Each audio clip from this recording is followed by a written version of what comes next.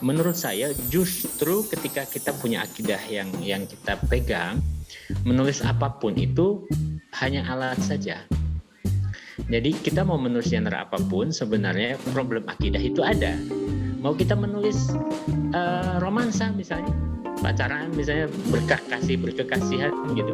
Tentu kalau kita dibesarkan dan berkomunitas yang kafah begitu ya pasti punya batasan-batasan yang sangat banyak.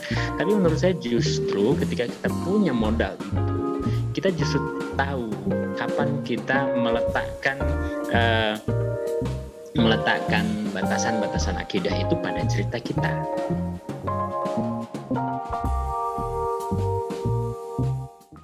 Ini ada beberapa orang yang bertanya bahwa bagaimana caranya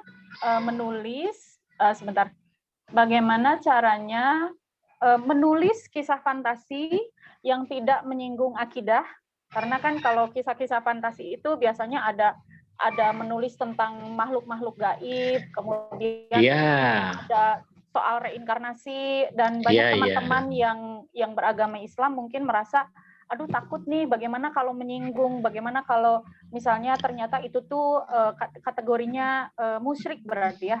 Seperti itu, pertanyaan pertama.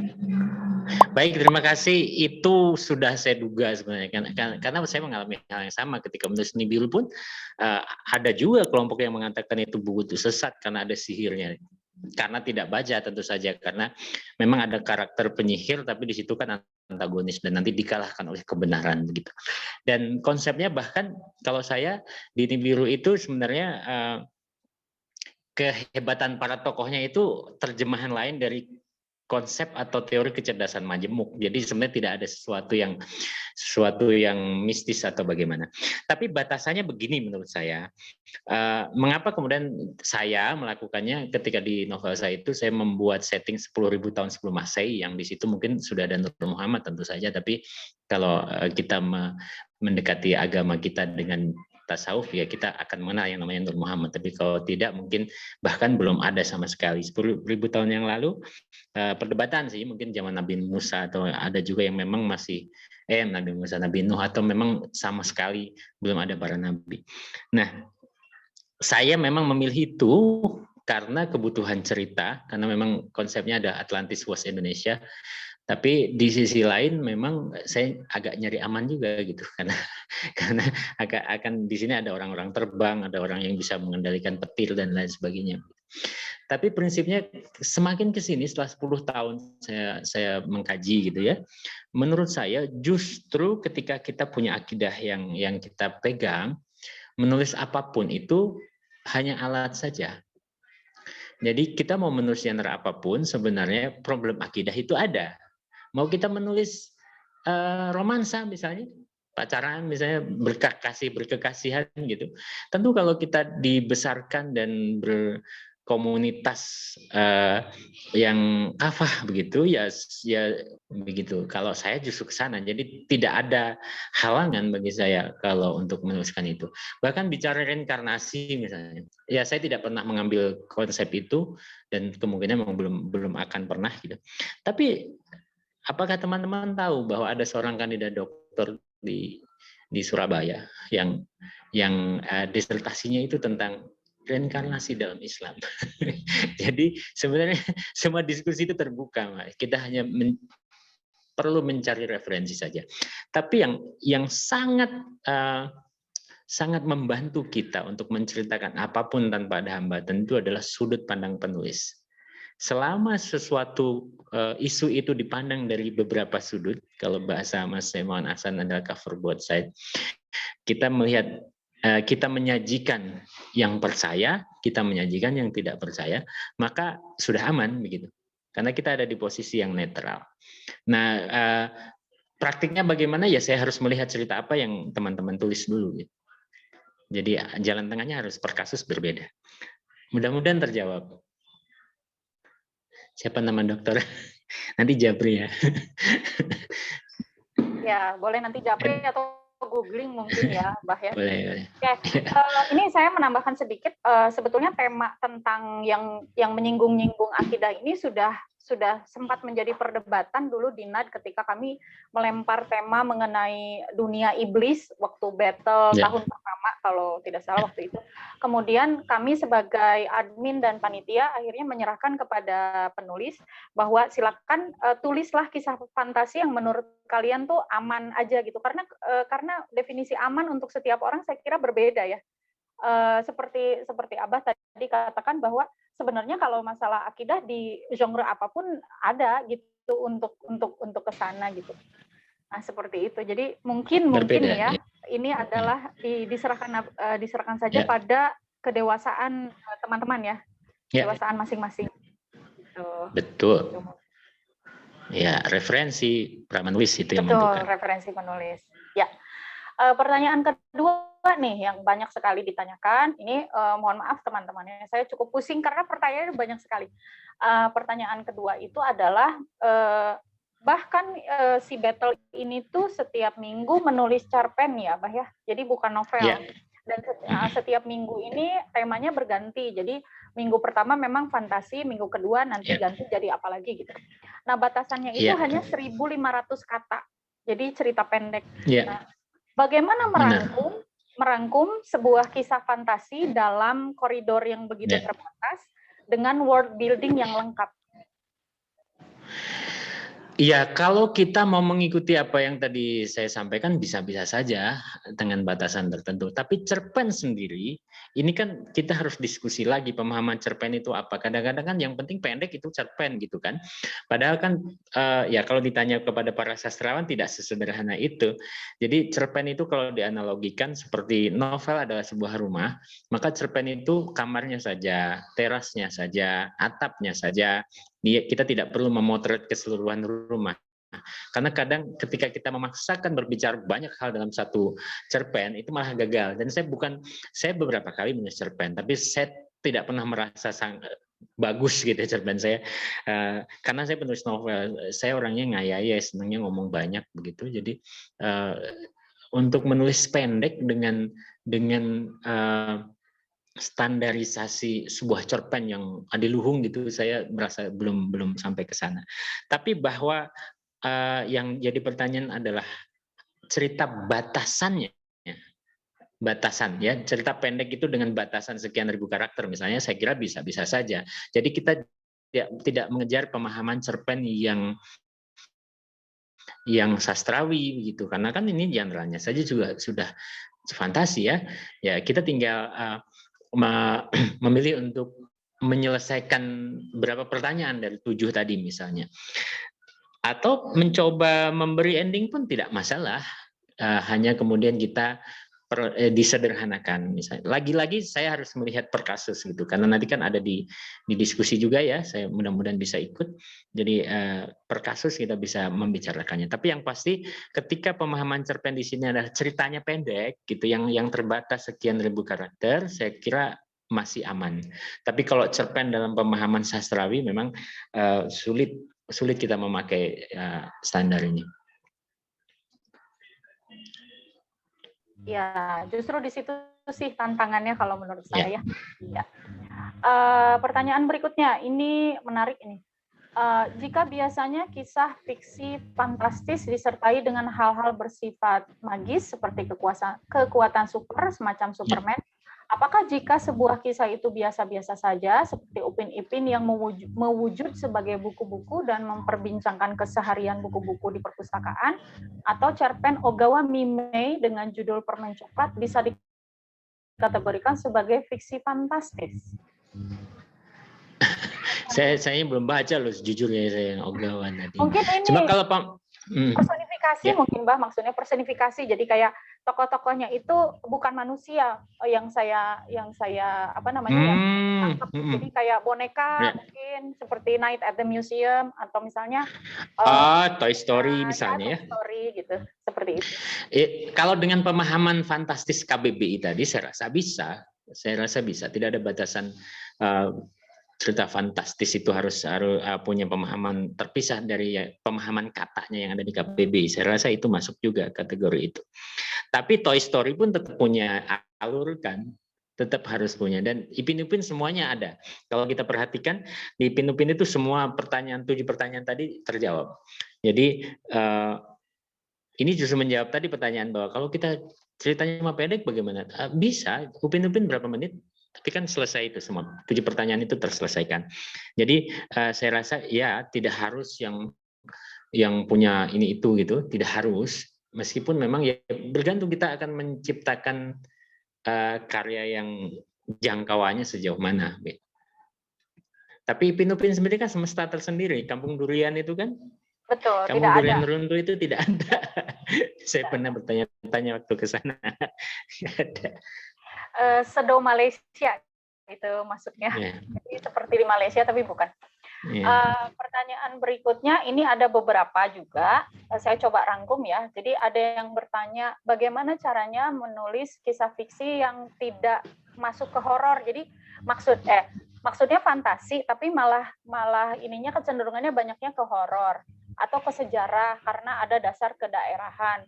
Kemudian bagaimana caranya supaya tidak masuk ke action? seperti apa tuh, Pak? Jawabannya.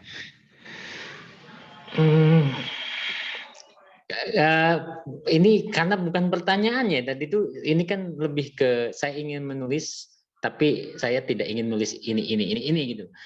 Jadi saya ingin menulis fantasi yang tidak ada berantemnya, saya ingin menulis fantastis yang tidak ada apa-apa tadi, tidak ada ini itunya gitu ya. Ya artinya bisa-bisa saja karena yang menciptakan kan kita, selama kita nanti segala konsekuensinya bisa ya tidak horor gitu kan. Ya kita bisa, selama kita bisa mengambil konsekuensinya tidak masalah. Tapi kalau pemahaman fantastis sendiri tadi bisa dibuka lagi di awal, itu memang harus sesuatu yang luar biasa. Dalam arti luar biasa itu tidak masuk akal begitu ya, yang tidak terjadi di keseharian kita gitu. Itu definisinya begitu. Jadi kalau bisa mempertemukan kebutuhan kita menulis dengan definisi tadi, saya rasa tidak masalah. Karena memang tidak semua orang mungkin suka, bukan tidak hanya pertimbangannya bukan soal suka atau tidak, tapi capek duluan gitu ketika membuat cerita yang ada berantemnya itu kan capek duluan. Kadang aduh harus muter, harus guling-guling, harus ini sudah lelah duluan. Jadi tidak semua penulis juga memang berkenan atau mampu menceritakannya. Jadi ya tidak harus diambil pilihan itu. Okay. Kemarin sempat ada yang bertanya juga di pasukan saya, kalau ini masuknya ke science fiction atau fantasi karena sering berkelindan kan dua genre ini. Yeah. Saya kemarin menjawab bahwa sebetulnya satu genre itu bisa saja dia berdiri sendiri, tapi juga suka ada pengaruh dari genre yang lain gitu. Jadi misalnya seperti Twilight misalnya itu kan sebetulnya fantasi karena si keluarga Cullen itu vampire, tapi kemudian romansnya kuat banget di situ antara Edward dan Bella gitu. Ya. Pasti akan bacanya kalian ya. Iya, saya baru tahu. Iya, setuju. Sekarang beginilah. Kalau saya kadang menyamakan antara mitologi Indonesia dengan apa yang dibuat oleh komik Marvel. Mungkin orang yang tidak percaya, oh enggak itu fiksinya fiksi apa tadi science gitu. Sejauh mana science-nya? Kan begitu ya. Ini yang itu kan cuma bagaimana kita mengelompokkan sekelompok karya. Jadi tidak ada rumus matematika di situ. Oke lah kalau kita bicara Hulk misalnya, dia bulat ya, dia terkena radiasi kemudian jadi raksasa.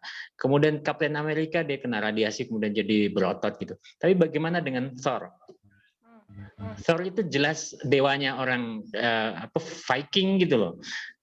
Nggak ada proses apa itu tadi namanya scientific di situ tidak ada. Tapi karena dia masuk ke gerombolan Avenger, maka dia masuk ke kategori science fiction misalnya. Tapi itu hanya bicara tentang sentuhan si penulis, bagaimana dia membuat karakter, kemudian juga alurnya itu seolah-olah masuk ke ilmiah, ke alam ilmiah gitu. Bahwa kemudian secara real kita bertanya kepada ilmuwan belum tentu setuju gitu, bahwa oh masa kena radiasi yang ada juga justru malah jadi bengkak, jadi kanker misalnya, kena petir ya selesai hidupnya, bukan jadi gundala kan. Nah seperti itu. Jadi batasan science fiction sendiri tidak jelas sebenarnya, hanya kemudian kita ingin terlihat tidak kuno. Kalau saya melihatnya gitu, karena kalau di Amerika tradisinya berbeda dengan Inggris tentu saja, karena kalau Britania kan punya background kerajaan seperti kita. Kalau Amerika ada tapi tidak terpakai karena milik orang Meksiko kan. Nah, mereka tidak punya akar budaya itu sehingga larinya ke science gitu. Sehingga namanya menjadi science fiction. Begitu, lebih kepada kreativitas penulis sejauh mana dia akan mencoba menggiring pembaca pada ranah sains atau mitologi. Nah kita di Indonesia masih di sana ketika masih ada pengaruh film Susana, ya kita belum ke science fiction, padahal bisa-bisa saja misalnya Nyi Roro Kidul kita cari sisi ilmiahnya, bisa-bisa saja loh. Sangat bisa itu. Kalau kita tanya para sufi pun, saya pernah ngobrol soalnya dengan seorang sufi, dia percaya sekali bahwa Nyi Roro Kidul itu ada gitu. Jadi kita cari aja. Nah sekarang kayak seperti ini misalnya ya, ini buku H.B. Yasin yang bicara 1001 Malam. Dulu tentu karpet terbang itu kan sesuatu yang sangat tidak mungkin. Ya kan? Ya sekarang sudah terlanjur diambil oleh Disney, dan suka-suka Disney begitu. Ketika untuk dia ingin memasukkan ke science fiction, ya tinggal misalnya karpetnya itu dibuat apa, kayak ada mesinnya atau apa gitu kan. Itu jadi science fiction. Jadi batasannya belum. Ya. Baik. Science fiction tertua, salah satu yang tertua menurut saya adalah kisah Ashabul Kahfi. Iya, betul sekali. Ya, mereka kan tua tapi terbangun ratusan tahun berlalu. Benar. Sebentar, ini pertanyaan pribadi sih, Bah, ya, dari saya. Kenapa sih Abah memutuskan untuk memberi judul genre fantasi ini dengan fiksi fantastis, memakai kata sifat itu gitu? Sudah dijelaskan? Ya tadi pemahaman di KBBI tadi. Oh, oke. Ya, pemahaman di KBBI, kalau fantasi itu kan sifat saja. Sifatnya fantasi gitu. Sedangkan fantastis lebih ada beberapa komponen yang lain tadi ya. Kalau lihat dari ininya.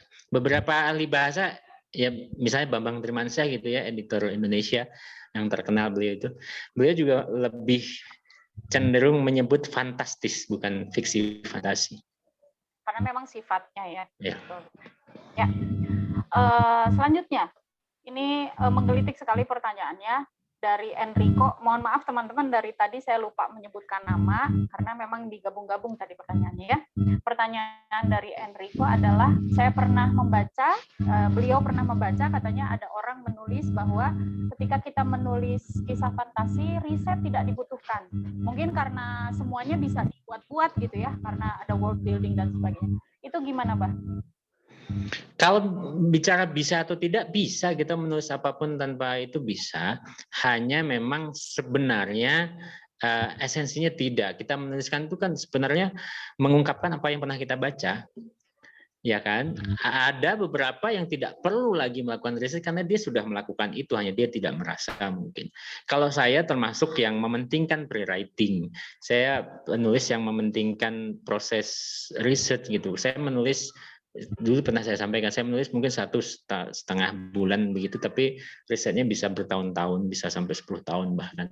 Termasuk fantastis ini, Nibiru itu konsep dasarnya adalah teori bahwa Indonesia itu dulu Atlantis, dari 2 buku, yaitu buku Eden of the East ya, itu Oppenheimer, dan Atlantis Finally Found itu oleh dokter siapa ya, lupa saya, Aryo Santos ya, Aryo Santos. Nah saya membaca buku itu, kemudian itu menjadi landasan utama saya untuk kemudian menceritakannya lewat cerita fantastis begitu. Jadi tetap ada kaki-kakinya, itu harus ada, tidak keluar dari ruang kosong. Dan saya cenderung menjawab ketika ada orang yang mengatakan begitu, sebenarnya dia sudah membaca, hanya dia lupa saja. Dia pernah membaca. Membaca itu kan tidak harus membaca buku. Dia pernah ngobrol, karena tidak mungkin. Proses menulis itu sendiri pada prinsipnya adalah menceritakan kembali. Jadi tidak akan ada orang bisa menulis kalau bukan menceritakan kembali. Itu prinsip sekali kalau menurut saya. Jadi saya percaya orang yang mengatakan itu sebenarnya dia sudah membaca. Ya. Baik, ada dua pertanyaan yang akan saya gabung. Yang pertama, seberapa krusial semesta fantastis yang unik dalam cerita fantasi? Apakah kita bisa menciptakan cerita fantasi di setting dunia normal selama ada elemen tidak masuk akal? Itu yang pertama. Kedua, apakah harus menciptakan semesta sendiri atau boleh di dunia kita seperti film Jeepers Creepers? Oh, jadi apakah krusial untuk menciptakan dunia yang sama sekali baru atau boleh menciptakan fantasi itu di dunia yang sudah ada? Kalau Jeepers Creepers, mudah-mudahan saya benar ya, memori saya benar ya, itu film yang makhluk yang endingnya selalu bikin sebel kan ya, karena menang wae. Yang lidahnya itu kan masuknya ke urban legend ya. Urban legend, betul kan ya? Urban legend. Ya boleh saja kita masukkan fantastis, tidak masalah. Tapi ya begitu, kita ini kan dalam genre fiksi saja sebenarnya tidak ada batasan. Ini fiksi yang besar nih ya, kita belum mengelompokkan ke fiksi sejarah kah, fiksi romansa kah, belum kita kelompokkan. Dalam fiksi saja, siapa sih sebenarnya orang yang berani memberi batasan? Tidak ada. Yang menjadi batasan itu adalah karya kita mampu bicara tidak. Nah, maksudnya pembaca mau menerima ini tidak. Nah, cara agar pembaca mau menerima, yaitu tadi, sesuai dengan yang lainnya, kita harus menguatkan unsur-unsurnya. Jadi kalau pertanyaannya boleh tidak, tidak ada yang tidak boleh dalam fiksi. Ya, itu prinsip dasarnya itu dipegang dulu, bahwa mau fiksi apapun terserah, mau ada sejarah Majapahit, tahu-tahu ada Superman. Kalau tidak, mengapa ada Malampir, Batman dan lain-lain gabung di satu sinetron waktu itu? Pernah kan? Pernah loh. Pernah itu, saya tidak nonton tapi cuplikannya saya lihat. Batman, Malampir itu gabung dalam satu scene. Artinya kan boleh kalau pertanyaannya boleh. Pertanyaan selanjutnya, pemirsa menerima tidak? Tidak, ratingnya anjlok, hancur. Saur sepuh hancur. Padahal itu ceritanya keren. Artinya batasannya itu teman-teman. Batasannya adalah ketika kita ingin meyakinkan pembaca kita bahwa kita ada di jalur yang benar, ya unsur-unsurnya harus terpenuhi. Nah, kalau bicara fiksi fantastis, maka semesta fantasi itu menjadi sebuah unsur yang setidaknya akan menjadi modal awal kita untuk menyapa pecinta fiksi fantastis. Begitu ya. Kalau pembandingnya itu tadi seperti juga ada yang Candyman ya kan, yang masuk ke ranah apa itu namanya tadi, urban legend itu. Kampak merah kalau di Indonesia misalnya, ya tidak masalah kalau itu dimasukkan ke genre ini pun tidak apa-apa. Tapi memang unsur-unsur yang kita inginkan sebagai pembaca fiksi fantastis itu tidak terpenuhi. Demikian. Karena ketika di dunia, mohon maaf sekali lagi, karena ketika di dunia real hari ini, maka kita akan bertemu dengan hukum fisika, hukum kemasyarakatan, begitu loh. Jadi kalau bisa terbang tapi di dunia sekarang real ini, ya akan bertemu dengan logika pembaca. Jadi tidak bertemu nantinya gitu. Ya, betul. Ya, demikian, mudah-mudahan terjawab. Ya, saya nggak tahu Abah nonton The Big Bang Theory nggak? Itu serial dari Amerika tentang orang lucu-lucuan ya. Lucu, tapi tokoh-tokohnya ini semua jenius gitu. Jadi pinter-pinter sains. Nah, di satu episode itu mereka pernah membahas betapa sebenarnya Superman ketika terbang kemudian menyelamatkan Lois Lane itu sebetulnya dalam hukum fisika tidak mungkin dihitung dari kecepatan dan sebagainya. Ya. Hancur yang ada. Saya ketawa waktu itu dan saya ingat ketika barusan Abah bilang boleh saja menggabungkan semua karakter itu dalam satu kisah, tapi apakah cukup bisa dipercaya? Apakah beli Iya, untuk penonton atau pembaca gitu? boleh. Karena memang penonton sekarang tuh kayaknya rewel ya. Mereka sudah paham, udah paham ya, apa namanya hukum energi yang paling sederhana, misalnya biarpun tidak paham fisika misalnya kayak gitu. Iya, benar. Tadi ada yang mencontohkan juga yang Paus yang ternyata masih hidup dan punya penyihir tadi. Ada pembandingnya film Lincoln Vampire Slayer. Kalau nggak salah, iya kan? Semua orang tahu Lincoln adalah presiden pertama Indonesia, Amerika. Dan pertama bukan sih. Dan memang ceritanya pun memang berkisar gitu.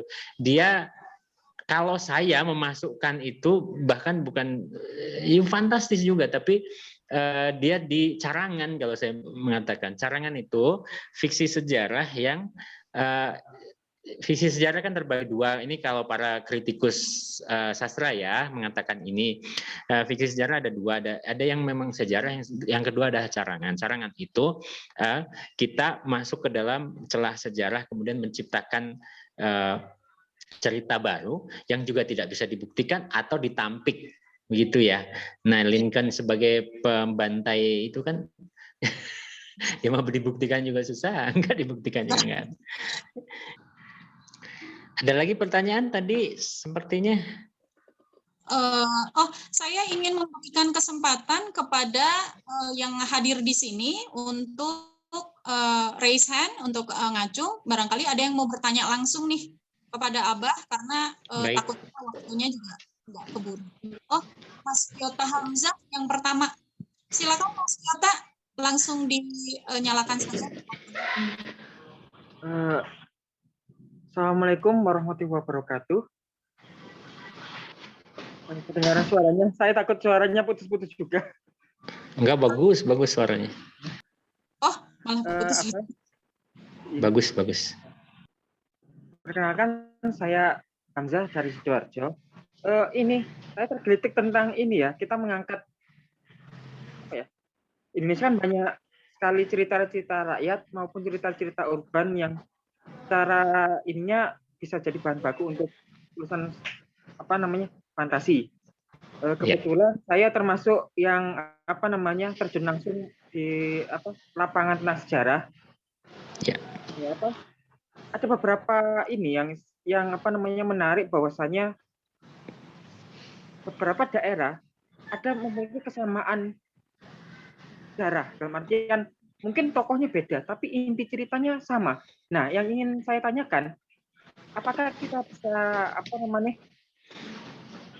kayak semacam multiverse tak apa gitu, bahwasanya ternyata orangnya sama, orangnya satu, tapi dia kayak Jakelana kalau di Jawa, ternyata di daerah sini ada, di daerah dia kayak ya setiap zaman, setiap tempat, setiap waktu ada terus. Nah, ini yang jadi yang jadi pertanyaan satu, melogiskan cerita tersebut. Terkadang kayak tadi, di zamannya Majapahit kan bisa, tapi kadang ternyata gak nyambung. Nah, ini yang saya tanyakan adalah teknis, dalam artian bagaimana membuat cerita yang mungkin rasanya gak masuk akal, tapi nyambung itu. Yang istilahnya itu, apakah kita perlu belajar kuantum fisika ataupun ya ini? Apakah harus lebih dalam lagi? Mungkin itu aja. Terima kasih. Baik. Caranya sederhana, Mas. Ini keburu takutnya saya lupa ya. Caranya adalah buat karakter apatis dalam cerita kita. Jangan dibuat semua karakter percaya pada sebuah fenomena. Jadi ada yang percaya, ada yang tidak. Itu sudah mewakili pembaca. Bisa didengar suara saya ya? Iya, Bah, jelas. Baik. Jadi selama itu kita lakukan, itu sudah ilmiah. Misalnya Jakalana atau Jakalana itu misalnya dia seorang Highlander gitu ya. Sebenarnya tadi yang saya sampaikan, saya pernah ngobrol dengan seorang sufi gitu ya, yang maksudnya beliau pemimpin pondok pesantren yang ini ke sufi, itu meyakini bahwa para wali itu hidup seperti Highlander gitu. Tidak meninggal. Nabi Khidir saja masih hidup. Nah, kalau kita mencari di Al-Qur'an memang butuh mufasir yang menafsirkan. Tapi teman-teman akan bertemu kitab-kitab yang merujuk ke sana. Artinya tidak ada halangan yang tidak terselesaikan kalau kita memang punya posisi bercerita yang tepat. Nah, kalau kita ingin menceritakan sebuah fenomena yang masuk akal tidak gitu ya sudah, ciptakan karakter-karakter apatis, ada yang percaya, ada yang apatis, ada yang ilmiah, ada yang klinik gitu. Itu sudah selamat. Kita sudah mewakili semua pembaca. Jadi itu cara yang termudahnya. Mudah-mudahan menjawab. Nah, tadi ada pertanyaan lain yang saya lupa nama penanya yang bicara tentang. Halo. Terima kasih. Halo. Masih Ya. Mudah-mudahan terjawab ya, Mas. Ya. Ya, baik. Silakan pertanyaan berikutnya. Saya akan kasih kesempatan untuk Mas Petrus Setiawan nih yang sudah mengacung. Silakan. Oh iya, saya manggilnya apa ya? Boleh, Mas. Ya, saya Petrus dari Tangerang. Iya. Pertama kali ikut NAD, jadi ya agak ngeri sedap lah. Ya, tadi saya sudah tulis di chat, tapi mungkin belum jauh di bawah. Mengenai Nibiru itu,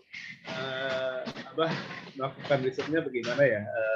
Karena betul-betul sangat luas ya, baik dalam space, dalam tempat, maupun dalam waktu, maupun dalam karakter yang begitu banyak.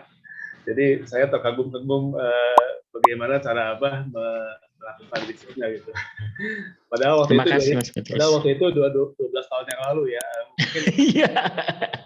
Mungkin googling pun belum segampang sekarang kan. Iya, benar. Belum secepat sekarang, dan juga data-data juga belum selengkap sekarang gitu. Iya, betul. Itu saja. Terima kasih. Terima kasih, Mas Petrus. Teman-teman, jadi yang mengharukan, agak mengesalkan, agak campur-campur. Sampai hari ini saja ada beberapa pertanyaan yang sama. Kapan buku Nibiru kedua terbit? Jadi ini sudah 12 tahun, hampir 12 tahun lalu ya. Artinya untuk sebagian orang itu berhasil. Maksudnya komposisi yang coba saya tawarkan itu berhasil. Dan lintas generasi, artinya yang sekarang baca dulu mungkin belum lahir, udah lahir tapi masih kecil gitu. Nah, bagi saya itu menjadi motivasi. Sayangnya memang menerbitkan buku genre ini tidak tidak semudah yang lain ya. Jadi sangat sulit mencari penerbit yang memang punya komitmen untuk itu, apalagi dengan ketebalan buku dan lain-lain lah ya. Itu persoalan yang berbeda. Tapi kalau pertanyaannya adalah bagaimana menyiapkannya, memang harus ada pemikiran dasar yang kuat dulu, Mas Petrus. Tadi saya sampaikan bahwa saya itu sangat bangga dengan Indonesia. Mengapa kemudian ketika menulis di semua buku saya selalu menampilkan dua hal. Satu, spiritualitas saya, tentu ada Islam di situ, tapi spiritualitas yang saya maksud itu lebih luas dari sekadar patokan fikih dan lain-lain. Dan yang kedua adalah keindonesiaan saya. Nah, itulah mengapa ketika menulis Nibiru ini pun saya harus menyampaikan tentang keindonesiaan, karena saya sangat percaya tentang masa lalu Indonesia. Tidak kaget kalau literasi kita sekarang babak belur ya, iya kan, nenek moyang kita juga tidak suka menulis. Kita disebut sebagai bangsa yang melewati masa prasejarah juga baru abad-abad 1 Masehi, sebelum tahun 100 lah ya. Artinya sebelum itu tidak ada catatannya. Padahal kita akan meyakini sekali dengan berbagai artefak yang ada lah, bahwa sejarah bangsa ini jauh lebih tua dibanding itu. Kalau Cina saja juga sama punya catatan dari 2000 tahun yang lalu. Itu mengapa mereka begitu hebat, karena mereka mencatat. Dan mengapa Mongol yang negara yang kerajaan paling luas sedunia sampai hari ini gitu, itu bahkan tidak punya peninggalan, hampir tidak punya peninggalan apapun. Lalu apa yang membuat dia tercatat? Ya sejarah yang ditulis oleh kerajaan Cina. Salah satu kerajaan dinasti ya, mungkin Yuan mungkin yang mencatat. Yang artinya kita memang punya masalah tentang itu, tentang literasi. Tapi saya sangat percaya bahwa nenek moyang kita ini pelaut. Nenek moyang kita ini sudah mempengaruhi dunia ini jauh sebelum 1 Masehi. Nah, itu dasarnya itu. Jadi tidak keluar dari ruang kosong. Kemudian setelah meyakini hal itu, saya harus menemukan buku-buku yang memang menguatkan tentang keyakinan tersebut, dan kebetulan tahun-tahun itulah terbit buku-buku yang bicara tentang asal muasal kehidupan ini, peradaban, yang 2 diantaranya Oppenheimer dan tadi yang lupa lagi yang orang Brazil, Aryo Susantos, Aryo Susantos, yang berbicara tentang masa prasejarah Indonesia. Sebenarnya kita adalah titik awal dari berbagai peradaban. Sebenarnya secara teori fosil pun mendukung bahwa saya punya beberapa buku tentang manusia purba itu dari Afrika, mereka itu ke Indonesia dulu. Jelas itu mengapa sekarang kita salah satu etnisnya juga punya DNA yang mirip itu ya. Sebelum ke Eropa loh, sebelum ke Eropa manusia purba itu ke Indonesia dulu, baru ke Cina dan lain-lain. Artinya kita yakin kita punya peradaban yang sangat tua. Nah, inilah yang kemudian menjadi dasar saya untuk menceritakan kembali, untuk menghidupkan kebanggaan di hati anak-anak Indonesia. Itu dulu. Jadi dasarnya harus kuat, tidak sekedar bercerita fantastis yang orang bisa terbang, bisa mengubah bentuk dan lain sebagainya. Itu tambahan saja. Itu wahana saja. Itu kemasan saja, tapi intinya harus kuat terlebih dahulu. Dan di masa itu benar, Google pun belum memberi kita jawaban, belum memberi banyak jawaban kepada kita. Jadi memang masih manual, Mas. Waktu itu berburu buku-buku. Itulah mengapa saya biasanya nulis 1 buku itu referensinya setidaknya puluhan buku begitu ya. Nah, kan setelah sekarang ditemukannya piramida di Gunung Padang, apapun istilahnya, orang kan berdebat ini tuh pundan berundak atau piramida. Menurut saya tidak penting perdebatan itu. Yang penting adalah bahwa itu jejak tidak terbantahkan bahwa nenek moyang kita itu tidak hanya pelaut, tapi juga arsitek, tapi juga seorang teknolog dan lain sebagainya. Dan inilah yang menjadi dasar dari penulisan Nibiru. Baru yang lain-lain ditambahkan. Demikian Mas Petrus, mudah-mudahan menjawab. Ya, terima kasih buat Koko Petrus juga yang sudah bertanya. Abah masih ada waktu tidak, Bah? Banyak saya mah. Oh, siap. Sampai 2 hari ke depan mungkin ya? Iya, boleh. Terima kasih, Abah. Iya, sami-sami kok. Oh, Koko ya, siap. Okay. Bang, saya jadi ingat tadi waktu Abah buat contoh Lincoln jadi vampire itu, kalau menurut mentor kami di NAT, Mas Iksa Kabanu, itu namanya dekonstruksi sejarah. Jadi si sejarahnya itu agak dibelokkan semaunya kita, begitu. Iya, bisa juga, boleh saja. Di nama itu juga boleh. Iya. Baik. Ini ada 2 orang, 3 sebetulnya, tapi ini ada 2 orang yang berasal dari pasukan yang sama, dari pasukannya Bu Bos nih, Bu Menik, Mbak Intan sama Mbak Shirley, tapi saya lihat tadi Mbak Shirley yang lebih dulu, jadi saya akan Iya, Mbak Shirley, silakan. Oke, selamat sore Abah. Selamat sore Mbak Shirley. Ya, kenalkan saya Shirley dari Riau. Iya. Wow, Riau, saya kira dari Medan. Oh iya, jauh 10 jam. Oke, begini. Di Indonesia kan ada banyak tuh tokoh mitologi yang diyakini ada sebelum ini ya. Nah, apa boleh kita mengambil tokoh mitologi tersebut sebagai karakter utama di cerita kita, kemudian mengembangkan sendiri suatu cerita dengan tokoh tersebut, padahal di suatu daerah sudah ada cerita misalnya tentang naga besuki ya, yang dalam dongeng Mani Angkeran. Nah, ini sudah diyakini sebagai cerita rakyat gitu istilahnya, terus kemudian kita kembangkan sendiri gitu, apa boleh Abah? Terima kasih. Boleh, terima kasih Mbak Shirley. Baik, ya ini yang tadi tuh saya sempat mau menjawab tapi lupa aja begitu di ujung pikiran saya. Jadi begini, Kalau tadi yang saya mencontohkan satu buku Habib Yasin ini kan judulnya Saduran ya. Artinya ya memang kita bisa berdebat tentang itu. Tapi begini,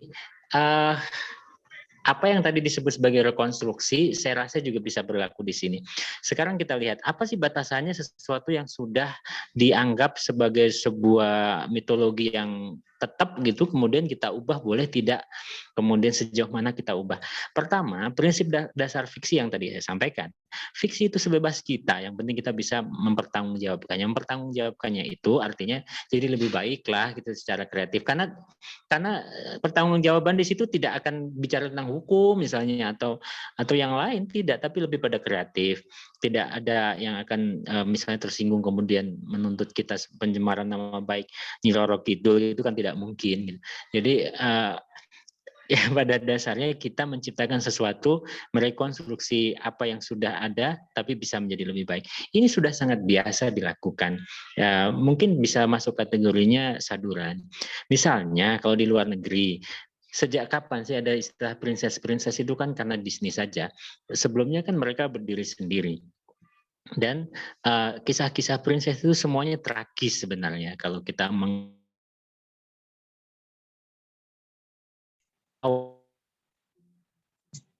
tahun mungkin abad bukan bahkan itu selalu mendapatkan penambahan ataupun penyesuaian dengan generasi yang ada. Itu terjadi. Jadi cerita Snow White, cerita yang lain-lain itu ya, princess itu kan semuanya berubah. Tidak ada yang sama persis, bahkan Aladdin sekalipun. Jadi boleh-boleh saja kita ubah, tapi sebaiknya menjadi lebih baik. Di Indonesia saja, cerita rakyat itu kan banyak yang bermasalah kalau kita lihat dari kebudayaan kita hari ini. Misalnya maling kundang, itu kan sudah sangat terkenal kasusnya ketika seorang anak bertanya, kenapa seorang ibu kok pendendam banget sama anaknya sampai dikutuk jadi batu, kenapa tidak dimaafkan saja.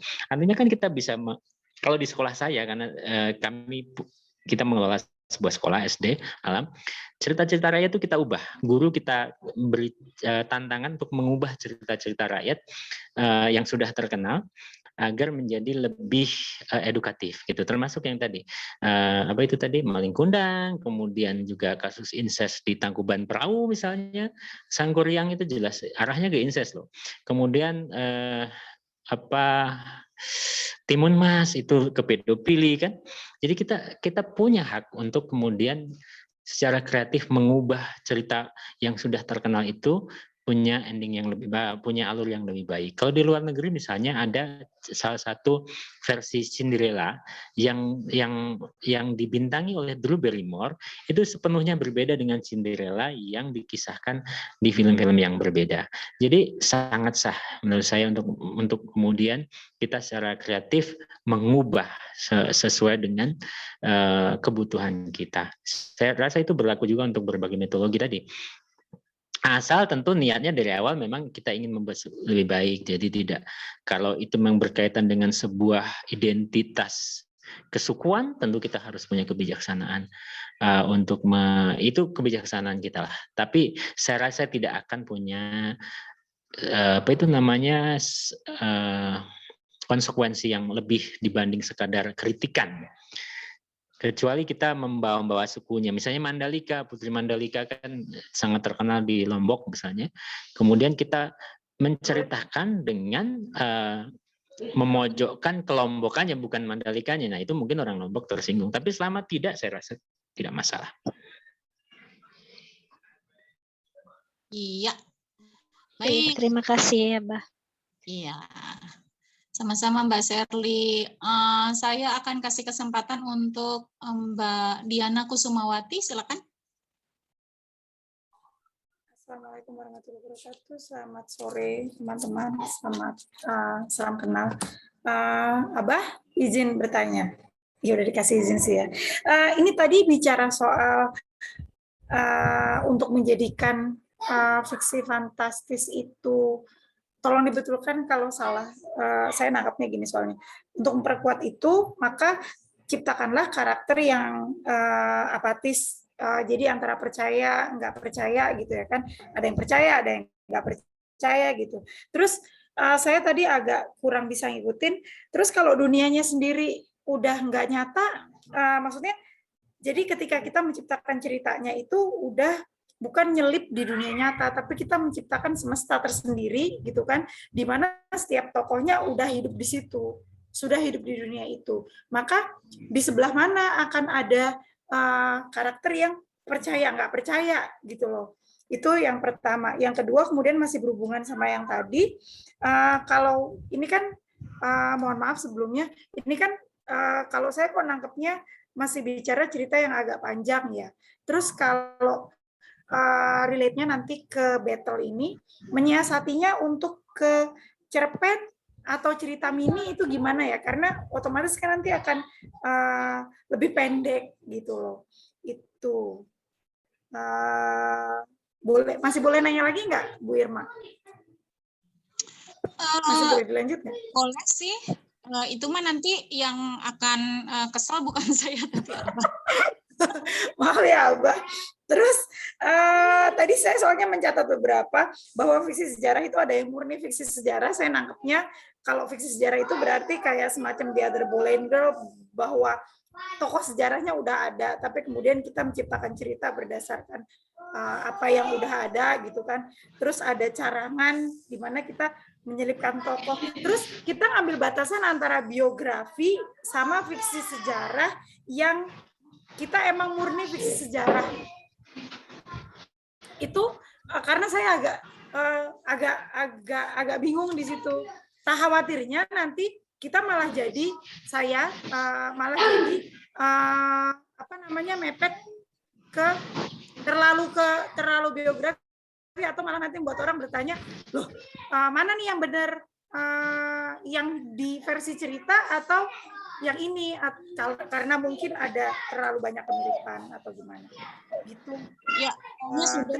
Udah sih itu. Terus satu lagi, memperkuat, berarti ini kan kalau untuk fiksi fantastis itu, kalau saya tadi narik kesimpulan sendiri, kita perkuat semesta fantastisnya gitu ya Abah ya, baru kemudian kita masuk dengan cerita yang kita mau gitu ya Abah ya. Iya. Oh, iya. Ya, karena kalau menurut saya karena kita ketika menawarkan hal fantastis, ya pembaca sudah punya ekspektasi. Kalau tidak terlalu jauh dengan genre yang lain, ya tidak ada kejutan di situ. Tapi saya menjawab yang tadi bahwa perbedaan terlalu biografi itu maksudnya sifatnya atau jenisnya ya. Karena kalau biografi sendiri kan bukan termasuk fiksi ya. Ya alur ceritanya Abah. Jadi kalau perbedaannya dengan apa tadi? Saya setengah potong, setengah jalan masuknya. Antara biografi dengan apa? Carangan. Contohnya gini, maksudnya gini, karena kan tadi saya nangkepnya fiksi sejarah itu kan ada yang murni fiksi sejarah, terus ada yang carangan. Di fiksi sejarah kan orangnya udah ada, tokohnya udah ada, cuma kita coba masuk dengan alur cerita. Sementara kalau carangan kita memasukkan tokoh baru gitu kan ya, menyelipkan dalam sejarah. Nah, saya pernah membaca satu seri cerita yang pada akhirnya malah membuat kalau obrolan di teman-teman sejarah itu spekulasi, apakah benar waktu itu yang terjadi itu seperti itu gitu loh. Instead of kemudian malah jadi kayak jadi buyar antara sejarah yang sebenarnya gitu orangnya, biografi orangnya sama yang fiksi. Kita bikin batasannya supaya kita nggak ke sana, itu gimana? Atau malah sebetulnya bagus ketika kita bisa membuat pembaca kemudian mempercayai, oh jangan-jangan ini nih yang benar nih, begini gitu. Mbak, mungkin perlu saya luruskan sebentar, Mbak. Kayaknya Mbak Diana nih pertanyaannya udah lebih masuk ke fiksi sejarah. Nanti kita ada genre tertentu sejarah di minggu kesekian gitu. Oh iya, mungkin moderator lebih tahu sih. Ya, jadi mohon maaf. Mungkin ya silakan Abah untuk menjawab. Iya. Halo.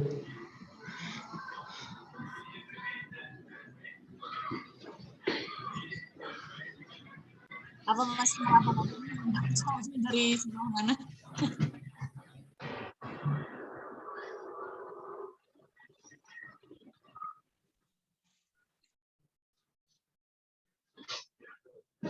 Jadi saya tidak perlu menjawab ya, Mbak? Tadi ada 3 pertanyaan yang saya tangkap. Kalau yang pertama tuh kayaknya masih bisa dijawab. Tapi kalau yang udah teknis fiksi sejarah, saya rasa sih terlalu detail. Malah nanti terlalu membahas isinya. Oke. Baik, jadi apa yang perlu saya jawab? Yang pertama saya tadi masuknya agak terpotong tadi. Yang saya boleh ngomong, saya apa Bu Irma? Ya, silakan Mbak. Yang tadi Abah yang karakter apatis, yang percaya nggak percaya itu, kalau dunianya sendiri kan, jadi gini, tadi saya nangkapnya kan menciptakan karakter apatis untuk bantu cerita fiksi fantastis itu supaya lebih kuat, gitu kan. Nah, saya tadi agak bingung percaya karakter yang antara percaya dan nggak percaya gitu. Saya agak bingung di kalau kita bikin semesta fantastisnya sendiri itu udah make believe gitu loh, udah dunia yang nggak nyata dan semua tokohnya itu hidup di situ gitu loh. Itu di sebelah mananya kita bisa memasukkan karakter yang apatis itu gitu. Kemudian itu kalau panjang. Kalau semestanya sudah kita buat sendiri, ya semuanya jadi logis menurut semesta itu. Saya tadi menjawabkan untuk pertanyaan yang Mas Sidoarjo tadi, yang cenderung memang settingnya itu memang di zaman ini kan, di zaman ini hanya ada hal-hal yang di luar nalar, misalnya mitos tentang Jakalalana gitu, mungkin agak-agak urban legend yang begitu-gitu kan, ada yang percaya ada tidak gitu, karena kita hidup di situasi hukum fisika dan lain-lain begitu ya. Tapi kalau secara dari awal kita sudah menciptakan semesta sendiri, ya hukumnya jadi hukum semesta itu, bahwa di situ tidak ada gravitasi bumi misalnya, ya sah-sah saja, semua orang jadi percaya karena orang itu, semua karakter hidup di semesta itu. Jadi agak terpisah ya Mbak, ini pertanyaan yang tadi ini dengan dengan yang Mas Sidoarjo tadi dengan yang Mbak sampaikan sebenarnya sudah bisa dipisahkan. Berarti kalau konteksnya kayak gitu, kita perkuat semesta fantastisnya. Iya. Kita bikin hukum fisika sendiri. Oh iya, siap. Kita bikin. Terima kasih Abah, terima kasih Bu Irma. Ya, sama-sama. Ya. Walaupun Abah bilang santai dan punya banyak waktu, saya khawatir karena di beberapa tempat sudah masuk malam ya. Iya. Kemudian ini saya izin dulu menanggapi salah satu anak Nad yang menulis di chat. Dia bilang mentoringnya lain kali jangan pakai Zoom karena jaringan dan sebagainya. Ini mohon maaf, kami pikir lewat Zoom seperti ini justru satu-satunya media yang bisa menjangkau semuanya gitu. Karena tadinya terpikir untuk pakai Facebook Live, tapi Facebook Live itu lebih sering terganggu dan tidak bisa interaksi dengan banyak orang seperti ini. Mbak, tapi pertanyaan Mbak Irma, ini di saya saja atau rata-rata memang ada gangguan? Ya, barusan saya lihat di chat katanya memang yang Telkomsel tuh agak naik turun sinyalnya. Oh, memang ya, pantas. Saya udah lepas earphone segala macam karena katanya tadi suaranya kresek-kresek. Mungkin memang harinya saja, karena di hari yang lain Zoom aman, di saya juga aman. Betul. Oh, ini ada yang langsung bilang di Telkomsel di saya. Jadi memang ini harus dihitung hari baiknya ini menurut Jawa. Atau mungkin yang aman itu yang sedang di dunia paralel mungkin ya? Oh iya mungkin. Iya. Iya.